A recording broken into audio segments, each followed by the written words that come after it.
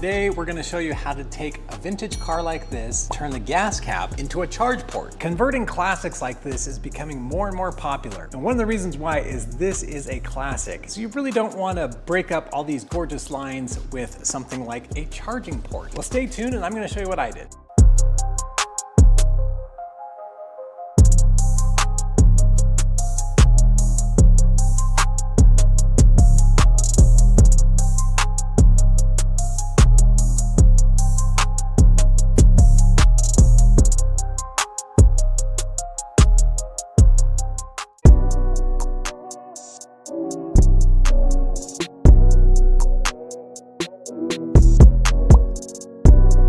Thanks everyone for tuning in. That'll do it for this time. See you next time.